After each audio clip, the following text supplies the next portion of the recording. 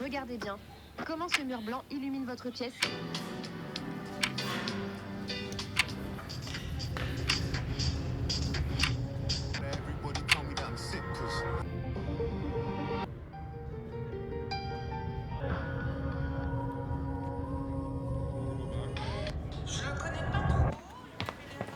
Ça va? Bah, Bah, il faut y aller, on t'attend. merde, j'avais pas vu. Ok.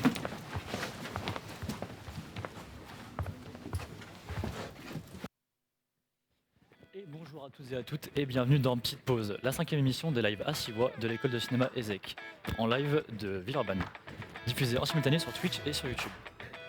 Désolé pour le retard, j'ai un peu trop scrollé sur mon téléphone et j'avoue que j'ai pas eu tout le temps passer. Parce que comme 97% des Français, je reconnais passer trop de temps sur les écrans quotidiennement. Pourquoi est-ce que nous avons tous ce réflexe de sortir notre écran dès que nous avons quelques secondes de libre? Un message, un like, une notification. Derrière ce geste anodin de regarder constamment son téléphone se cache un puissant mécanisme dans notre cerveau. Du plaisir à l'addiction, peut-on vraiment sortir du cercle vicieux des réseaux sociaux? Pour en parler et mieux comprendre ce qui se cache derrière ces mécanismes, nous allons accueillir sans plus tarder Julia de Ternay et Marie-Lou Debar.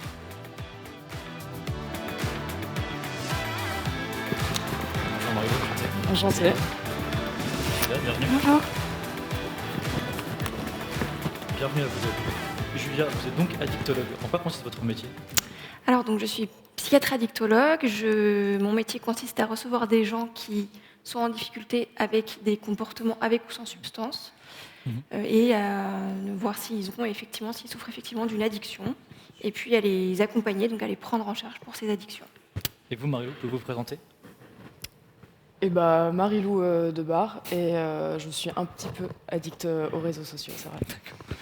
Merci. Mais avant de vous donner la parole sur le sujet, nous allons comprendre ce qu'est la dopamine et comment elle fonctionne réellement sur notre cerveau. Regardons ensemble une leçon sur le sujet.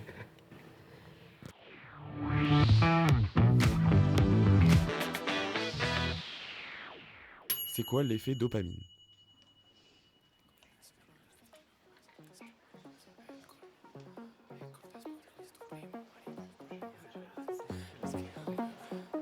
On est H24 stimulé. Notifications, likes, messages, scroll infini. Tu rentres à 17h, tu te poses 5 minutes sur TikTok et d'un coup il est 22h et t'as l'impression d'avoir rien fait. Ouais, mais ça, c'est juste qu'on sait pas s'arrêter, non? Si c'était une question de volonté, ça serait plus simple. Mais c'est plus profond que ça, c'est neurologique. En gros, ton cerveau fonctionne avec un truc qu'on appelle le circuit de la récompense. C'est une boucle. Tu fais une action, ton cerveau anticipe quelque chose de cool et il libère de la dopamine. Donc la dopamine, c'est le plaisir? Non, justement, la dopamine, c'est pas le plaisir, c'est l'anticipation. C'est le moment où tu te dis, j'ai peut-être reçu un message de mon crush. Quand ton téléphone vibre, ton cerveau réagit pas au message. Il réagit au fait qu'il pourrait y avoir un message. C'est le peut-être qui active la dopamine.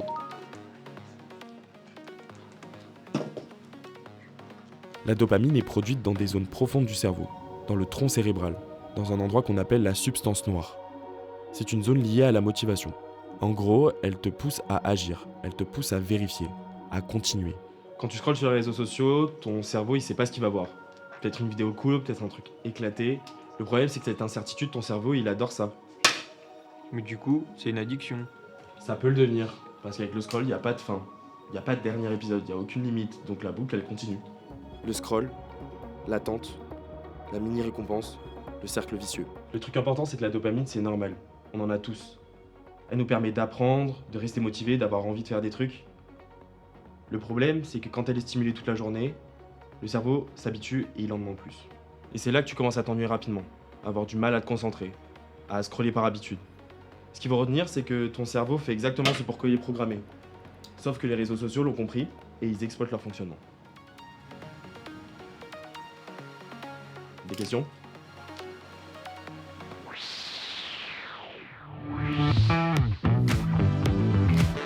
Merci pour ces explications, professeur. Et maintenant que nous en savons un peu plus sur la dopamine et ses effets, Marie-Lou, comment votre addiction a débuté? Ça a commencé, j'ai installé les réseaux pour pouvoir échanger avec mes amis, que ce soit des messages ou des vidéos ou des images drôles.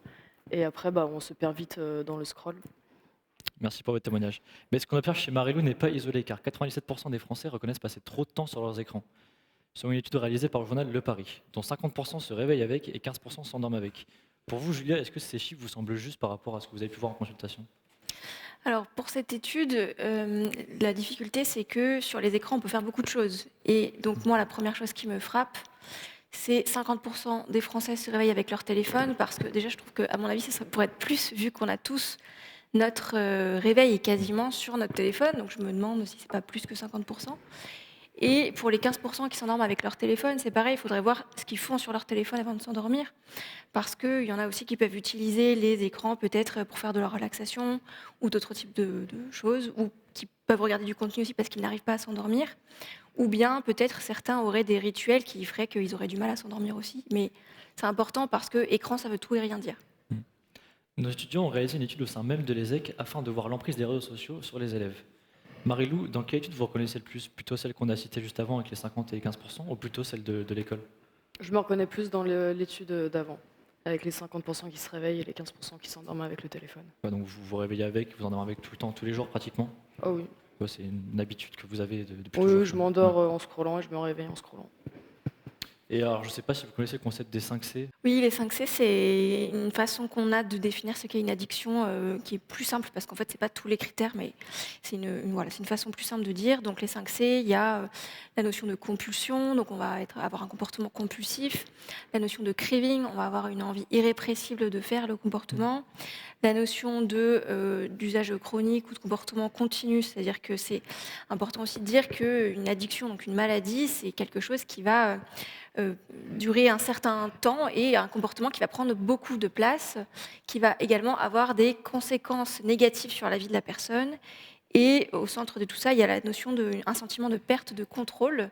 Donc on essaie de modifier son comportement, de le diminuer, pourquoi pas, ou de changer comment on utilise les réseaux sociaux, là en l'occurrence, et on n'y arrive pas. Et pour vous, en tant qu'addictologue, est-ce qu'il y a des solutions pour réussir à se décrocher des réseaux le plus possible? Alors, pour décrocher des réseaux, la difficulté, c'est que sur les réseaux, on peut aussi faire beaucoup de choses et il y a des choses qui sont très utiles. Et moi, ce que je vois dans mes consultations, c'est que les gens qui viennent, qui sont en difficulté avec les réseaux sociaux, ils ont rarement pour objectif d'arrêter totalement. Donc, une des premières choses qu'on fait, c'est de voir ce qu'ils veulent garder et ce qui les gêne. Et ce qu'ils veulent garder, c'est souvent deux choses. Donc, le lien avec les amis, l'entourage. Et puis, le fait de s'informer, de se cultiver à travers les réseaux sociaux, parce que c'est beaucoup plus facile de le faire ainsi maintenant. Les choses qu'ils veulent souvent enlever, c'est le fait de scroller, mais un peu de façon passive. C'est-à-dire qu'on se met à scroller, puis on se fait attraper par la vidéo d'après, et on se rend compte 1 heure, 2 heures plus tard, qu'on a perdu du temps. Et donc ça, c'est une notion qui revient beaucoup, la notion de perte de temps, alors qu'on aurait pu faire d'autres choses. Vous, Mario, est-ce que vous utilisez les réseaux que pour vous occuper, ou est-ce que vous vous informez aussi dessus avec les informations ou autres? La base de mon utilisation des réseaux, c'est quand même pour m'informer et me cultiver, oui. Mais je fais plus que ça. Est-ce que vous pensez qu'il peut y avoir une utilisation saine des réseaux sociaux, donc justement grâce aux informations ou d'autres choses comme ça, plutôt que des problèmes, plutôt que ce qui est mal vu dans les réseaux, est-ce que ça peut être bien vu aussi? Moi, je pense qu'il peut y avoir une utilisation saine, dans le sens où je pense qu'il est possible de s'autoréguler et puis de déterminer qu'est-ce qu'on veut en faire dans notre vie, quelle place on veut qu'il prenne. Et je pense que ce serait peut-être compliqué aujourd'hui, enfin, c'est mon point de vue, de vivre complètement sans, parce qu'il y a quand même beaucoup de gens qui se connectent aussi à travers les réseaux sociaux. Paradoxalement, on dit que ça isole, mais en fait, il y a plein de gens qui se connectent comme ça et qui gardent le lien, même avec des amis qui sont loin. Donc moi, voilà, je pense que c'est possible d'avoir un usage sain. Est-ce que vous arrivez à vous réguler, Marie-Lou, sur les réseaux ou... Non. Non. Parce qu'après, il existe aussi des applications qui peuvent permettre de réguler le temps, qui coupent carrément les applications par moment. Est-ce que vous avez déjà c'est utilisé vrai, ça? mais c'est aussi facile de désactiver ces applications. Oui. C'est un peu ça le piège. D'accord. Le témoignage de Marie nous amène donc à nous poser une question. Son expérience est-elle isolée ou reflète-t-elle une réalité plus large? Nous sommes allés à la rencontre d'un panel de Lyonnais afin de leur poser des questions autour de leur téléphone. Voici ce qu'ils nous ont répondu.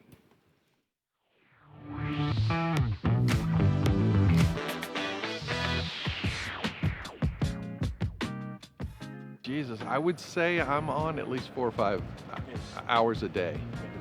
Alors moi je suis à peu près à 2h30 de temps d'écran par jour. À peu près 10h20, 10h30. Ouais. Entre mon PC et mon téléphone, c'est 12 heures. C'est à peu près 3 heures par jour, donc du coup une vingtaine d'heures par semaine. 2 heures par jour sur le téléphone, je pense. Ça dépend, 3-4 heures. Je pense que c'est cohérent avec la génération qu'on a. Et s'occupe dans les transports, on va dire que ça pourrait être en dessous. Je trouve que ça fait déjà beaucoup dans une journée. J'essaie de limiter le soir mes temps d'écran personnels. Étant donné que c'est aussi pour les cours, je pense que 12 heures c'est ok. Enfin, vu que je vais en cours, je fais mes devoirs derrière. Bah c'est quand même pas mal, oui, c'est peut-être un peu trop.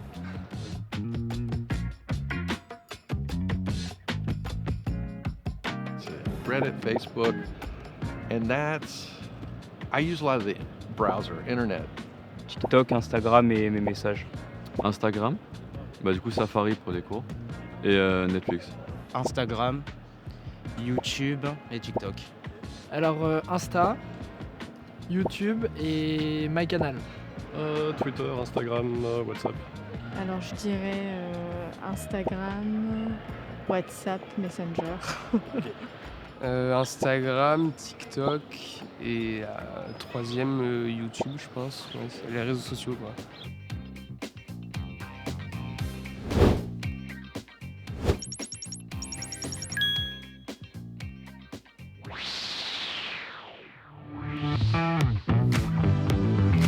Comme nous venons de voir, le temps moyen d'écran des Lyonnais par jour est donc de 6 heures. Mais pourquoi sommes-nous autant attirés par nos écrans? Comment l'algorithme fonctionne-t-il réellement et comment il nous incite à rester plus longtemps? Pour répondre à cette question, nous allons accueillir sans plus tarder le créateur d'une agence de communication et d'image, Jérémy Barraud.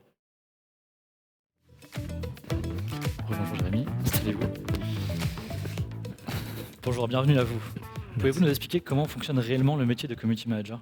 Alors nous, dans notre cas, le community manager, c'est une personne qui va gérer les communautés des sportifs professionnels qu'on accompagne. On n'accompagne que des sportifs, donc c'est une personne qui anime les réseaux, gère la communauté et s'exprime à travers cette communauté-là qui appartient à un sportif, qui est une communauté, donc qui est un utilisateur vérifié qui a le nom du sportif et qui parle un peu à sa place, qui interagit un peu avec les fans à sa place et qui, comment dire, doit couper et filtrer tout ce qui serait mauvais, tout ce qui serait trop...